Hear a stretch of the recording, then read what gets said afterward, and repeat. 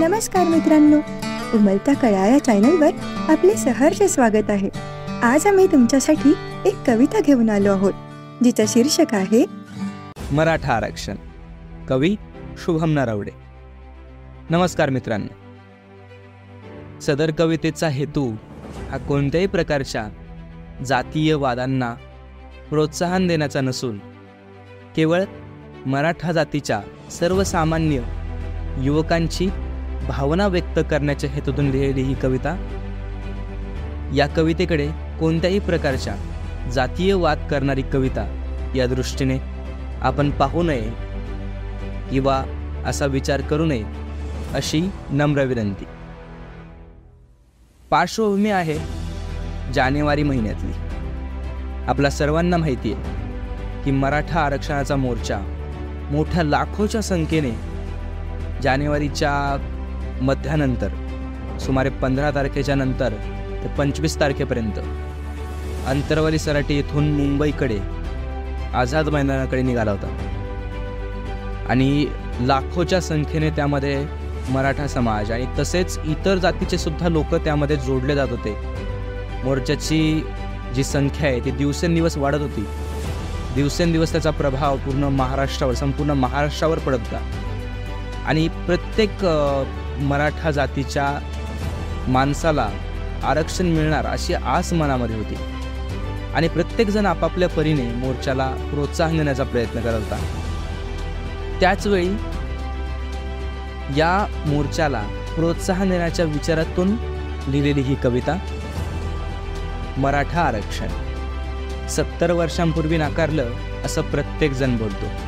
होय, खरी गोष्ट आहे, त्यावेळच्या लोकांनी आरक्षण नाकारलं, पण त्यावेळी त्यांना गरज नव्हती, पण आज पडलीये।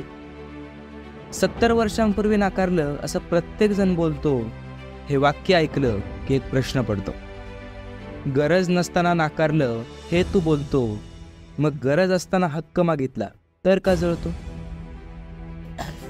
पक्षपाती विचारवंतांनी बोलू नये, निर्णय घेईल शासन। पक्षपाती विचारवंतांनी बोलू नये, निर्णय घेईल शासन। पाटील आता घ्यायचंच आपल्याला हक्काचं आरक्षण। आरक्षण नाही म्हणून आज नोकऱ्या मिळत नाही। किती वाईट परिस्थिती बघा की आरक्षण नाही म्हणून आज नोकऱ्या मिळत नाही। मराठ्यांची ही दयनीय अवस्था सरकारला का कळत नाही?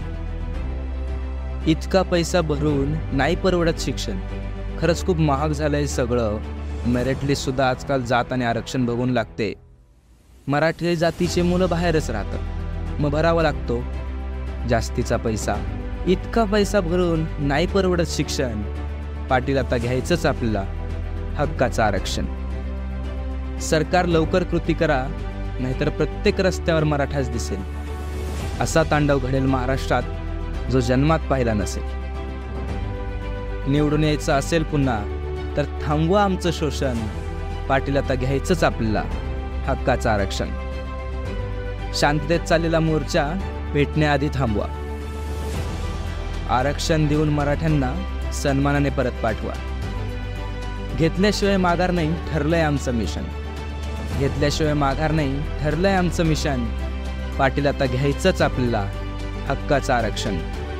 पाटील आता घ्यायचंच आपल्याला हक्काचं आरक्षण।